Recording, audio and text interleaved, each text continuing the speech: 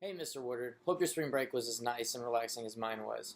My case study focuses on the Lance Armstrong doping scandal and how social media influenced the way his allegations and eventual admission caused an outrage throughout the entire sports community in America and around the world. Armstrong was, of course, known for winning 7 Tour de France's in a row from 1999 to 2005 and was widely renowned for accomplishing this historical run after he had beaten testicular cancer in 1997. Armstrong became one of the leading activists in the world for cancer research shortly after founding the Lance Armstrong Foundation in 2004. His foundation marketed the widely popular Livestrong campaign, which sold millions of yellow bracelets with all the profits going to cancer awareness and research. To recap the events, authors David Walsh and Pierre Ballester were the first to accuse Lance of taking performance-enhancing drugs.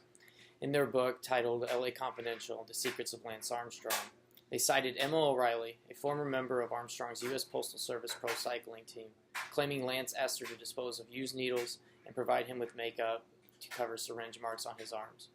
O'Reilly, who worked with Lance as his physical therapist and personal assistant for 3.5 years, stated that Armstrong used a banned substance called erythropoietin, or EPO. Armstrong quickly denied the allegations and provided a statement on his website announcing he was going to sue the authors. Armstrong retired from cycling after his 7th and final Tour de France victory. In 2006, a year after his retirement, another American named Floyd Landis won the Tour de France, but then lost his title quickly after testing positive for his synthetic testosterone.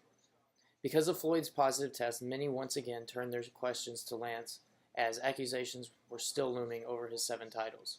Amid the allegations, Armstrong made a comeback attempt from 2009 to 2011, and most notably finished 3rd in the Tour de France in 2000. In 2012, the U.S. Anti-Doping Agency charged him with using PEDs, with Armstrong responding to the allegations the same way he responded to the first, by refusing to take part in the arbitration process and suing the USADA. However, the judge threw Armstrong's suit out after USADA presented detailed eyewitness accounts of Lance using PEDs and pressuring teammates to use them as well. The USADA banned Armstrong for life and stripped him of all 7 of his prominent Tour de France titles. 4 months after his lifetime banishment, Lance admitted he had used PEDs during his entire career in a special interview with Oprah Winfrey. Armstrong proclaimed he began using EPO and blood transfusions during the mid-90s. He also admitted to bullying teammates and those he worked with to lie about it, and that the illegal substances aided him in winning every single event that he ever participated in, including the 7 Tour de France titles in a row.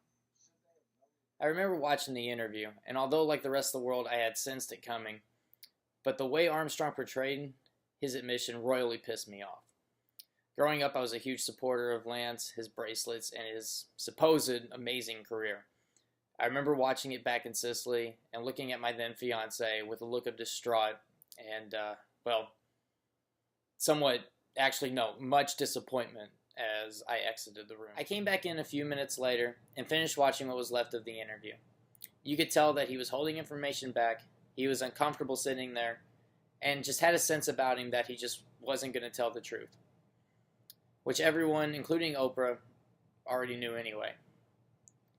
I refuse to rewatch it to this day and probably never will again unless I absolutely, positively have to, because when I found out about it, it just hurt so much that someone I revered greatly growing up in my youth had lied to myself and the entire world about his great accomplishments. The Twitter world blew up, with high-profile figures and regular citizens such as you or myself from all aspects of our global economies.